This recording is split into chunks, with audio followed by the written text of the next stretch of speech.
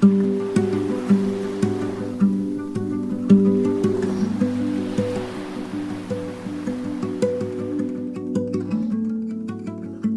Pilipinas ay isa sa mga bansang mayabong sa likas na yaman. Sa bawat lupang ating nilalakaran, pinagkukunan ng mga sariwang pagkain, pinagtatayuan ng ating mga tirahan, at iba pang mga infrastruktura. Hindi dapat natin kalimutan ang yamang tubig, kung saan may malaking gampanin sa pag-aalalay sa ating buhay. Kilala ang probinsya ng Cavite sa pagkakaroon ng malaking lugar para sa agrikultura tulad ng pagsasaka, pagtatanim ng mga palay, mais, saging at iba pa na may kabuuang 71,231.9 hectares. Sa kabila nito, isa rin ang Cavite sa mga probinsya sa Luzon kung saan mayroong malawak na baybayin sa Manila Bay at ang Puerto de Cavite na ngayon ay Cavite City ay naging pangunahing daungan para sa mga galayon sa ruta ng Maynila at Acapulco mula ika-19 at ika-19 na siglo na nag-uugnay sa pandaigdigang pangkalakalan. Isa rin sa pinagkakaabalahan at hanap buhay ng mga tao sa mga bayan na matatagpuan sa baybaying dagat ay ang pangingisda na lubos ding naapektuhan ng polusyon at basura, pati na rin ng pagtatayo ng mga infrastruktura na pakikinabangan din ng publiko, ngunit taong bayan na naninirahan dito at kanilang hanap buhay din ang pinaka naaapektuhan.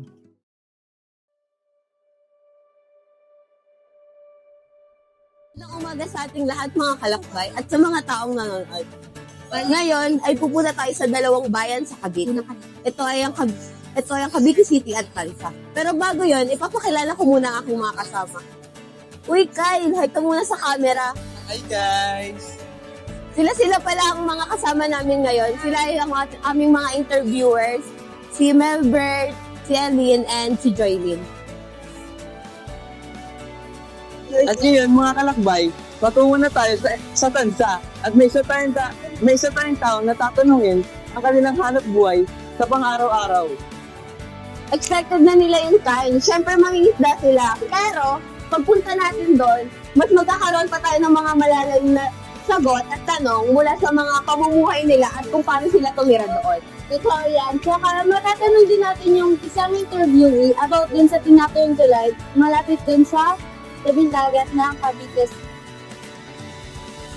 So guys, tara na. Ito na po yung pangalawang jeep. Tara na! Ang aming grupo ay naglakbay patungo sa dalawang bayan na magkarugtong sa Cavite, na matatagpuan sa mahabang baybaing dagat na humigit kumulang 123 kilometers ayon sa State of the Coast Report, kung saan ang pangunahing hanap buhay ay ang pangingisda.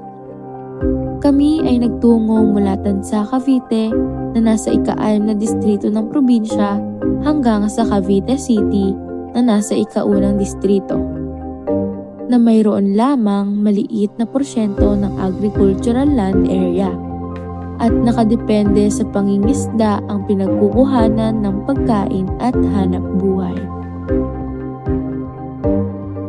Mga kalakbay, nandito tayo ngayon sa mga pagsaka ng huli. Usually, madaling araw ang maramihan. Pero hanggang alas 11 naman sila ng umaga. Kaya tara, pasok tayo.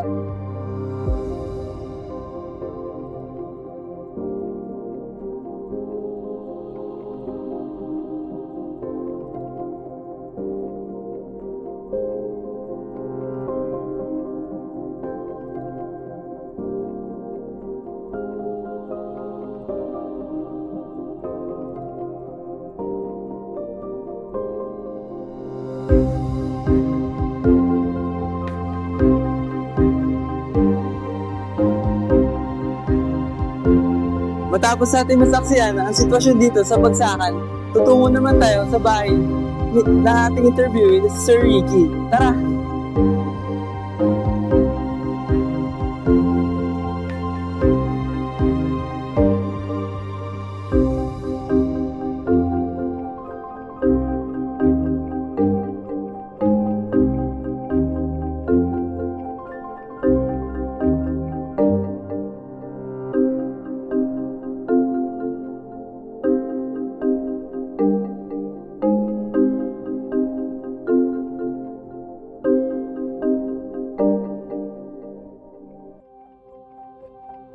Unang katanungan po. Ano po ang hanap buhay ninyo at paano po kayo kumikita sa pang-araw-araw po? Pero pagka meron pa rin dito sa dagat, ano pa rin ako, nalusong pa rin ako. Huli ako na alamang, huli ako ng malamang. Alam po, Oo. napansin ko po sa paligid po natin, madami pong basura. Hindi po ba nakaka-apekto ang Nakaka-apekto rin. Nakaka-apekto. Kaya ang ginagawa po namin yan, tuwatagal kami ng paghuhuli dahil kasi nagkakaroon nga ng basura, nililinis pa namin yan. Kaya naaabala pa rin yung aming panghuhuli. Pangalawang question naman po, patungkol po din to sa nangyari nga pong oil spill. Ano po ang epekto nito sa kabuhayan at araw-araw niyo pong buhay? Tungkol po dito sa Siyempre, gutom yan. Dahil kasi wala kang makakuling maglalayo ang mga isda ng katalamang. O ano yung mga inuhuli namin, kinabubuhay dito sa dagat, siyempre, mawawala yun.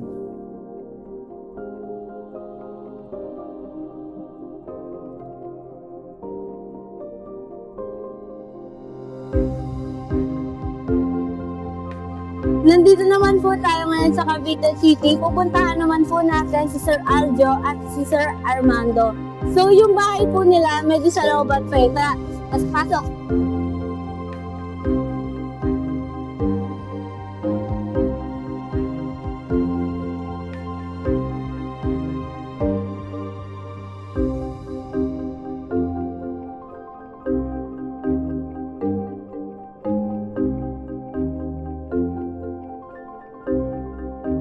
Nandito na po tayo ngayon sa residente nila, Sir Armando. Tatanungin po natin siya tungkol sa sitwasyon dito sa lugar nila. Kaya tara na. Nandun pa sa bandang taas si Sir Armando para may maayos tayong lugar na pagtatanungan sa kanya. So, yan tayo ngayon. Last. Ano po ang hanap buhay ninyo at paano po kayo kumikita araw-araw dito? Talagang kasi dito na ako pinanganak sa bayan ng Cavite City na to eh. Kumbaga, dito na talaga ako laki. Yan, yung kabuhayan dito nung araw talagang napakaganda. Habang natagal ang panahon, lalong nawawalan na naman ng dagat. Dating napakasagana. Kasi nga, halos napapabayaan na rin naman eh. Wala naman, parang wala talaga nakikitang tulong na galing sa sa mga nangingisda. Bali po napansin ko rin po, ito po, yan pong tinayo na yan, yung parang bato. Project, Opo, yung project yan, oo, sa kalye. Maganda naman din talaga yan, transportasyon yan, makakatulong eh. Tayong ng resibo nila, sabi, JICA, yung foreign investor daw dito yan eh. Mga nakakaalam yan, mga taga-city po, doon sa inyo. Napondohan naman po itong tinatayong, kalsada po siya, no? Oo. Napondohan naman po. Point base. Sangi. Uy, lulusot pa ng Manila yan. Pahirap ng pahirap ang pamumuhay natin dito sa mga malalaking hindi mo alam mo, gawa ng draining dyan, at dinadraga, nasisira na yung mga bahay ng isda. O baka naman may mga malalaking illegal fishing ko sa may harapan ng koridor doon. Malalaking panahon. Kay climate change nga, nag-iiba-iba yung panahon. Pero dapat nga, nag-iiba ang panahon, hindi maganda. Hindi, lumala lang, kahirapan. Napansin din po namin dito, like, sobrang dami po ng basura. Like, Nililinis namin yan. Talaga yung mga basura na yan, kung saan napasok. Iba naman yan, galing Manila rin. Pag nag-norte, dito. Ito, yung sabi, pati hapagat season, sabi, tambaka naman sa Dirikari, nakapagpag dito. Hindi naman talaga basura yung taga rito lahat yan. Pagkatapos, wala raw kaming permit. Ay nahingi naman kami ng permit na structure namin. Ayaw naman magbigay. Hihingi ng maritime sa maritime, yung pinaka-rehistro. Hihingi ng rehistro sa Coast Guard. Pagdating sa Palakayan, napagdidita ng mga maritime dito sa Paranaque sila. Alagkan, sabihin,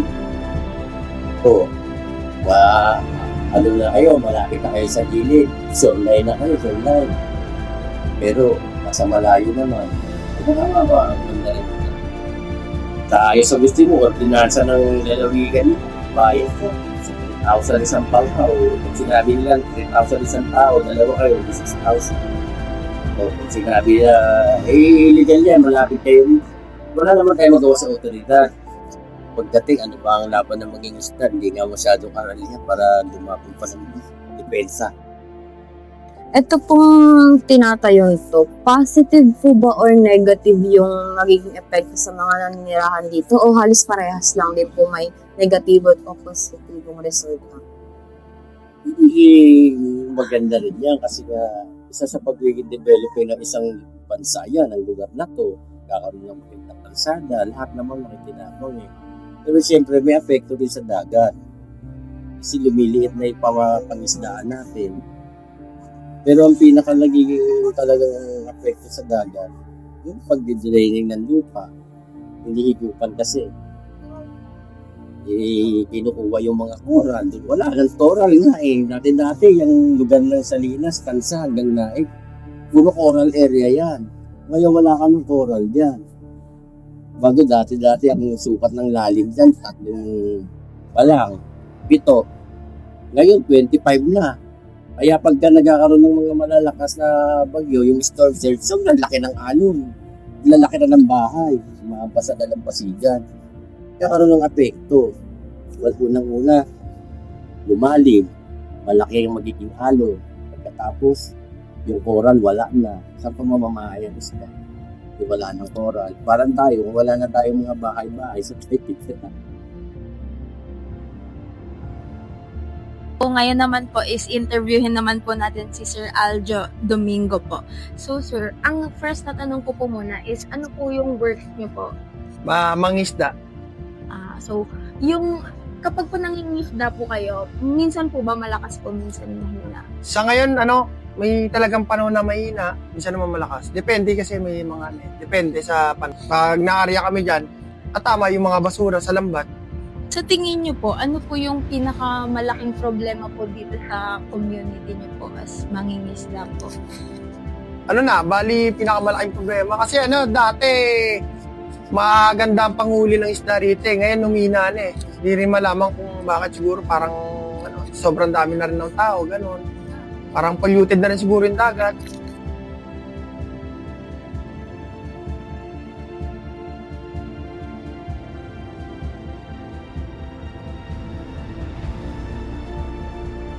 Tunay nga na likasayamang tubig ang Pilipinas. Dito pa lamang sa Cavite, atin na itong makikita. Subalit, sa aming mas malalim na paglalakbay o nanaliksik, sa kabila ng kasaganahan natin sa yamang tubig, unti-unti itong nababawasan sa patuloy na pag-unlad ng mga lugar. May mga hinaingat kabuhayan na nagtatabunan ng mga infrastruktura na para sa panlahat na kapakinabangan at patuloy rin na naapektuhan ng mga basura at polusyon na publiko rin ang may kagagawan.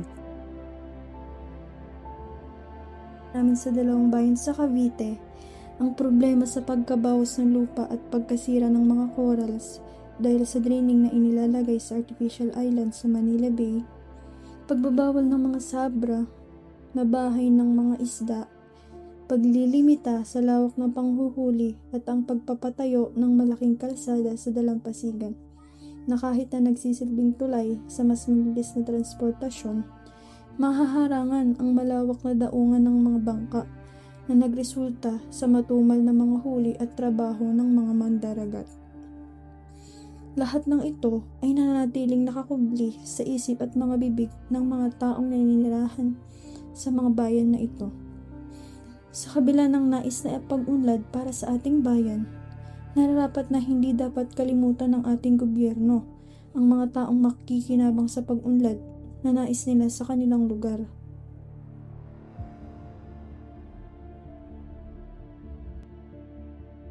Ang dagat na naimpluwensyahan na ng pollution mula sa mga insidente na hindi inaasahan, naging basurahan at tila ay napabayaan ng kalikasan. Pagtuunan natin ang pansin sapagkat isa ito sa pangunahing pinagkukunan ng pagkain sa araw-araw at kabuhayan. Kung saan nakasalalay din dito ang kalusugan ng mga taong tumatangkilik sa mga pagkain mula rito. Habang ang likas na yamang tubig ay patuloy na nagbibigay ng biyaya, patuloy rin na nasisira. Ang pangunahing hanap buhay ng mga pangingisda at ang dagat na sentro nito natatabunan ng industrialisasyon at infrastruktura na tinatayo sa baybaying dagat. Hindi lamang dapat nakatutok sa pag-unlad ng ating gobyerno, kung hindi lalo dapat sa mga taong makikinabang din naman rito, at ang hanap buhay na unti-unti nang nawawala.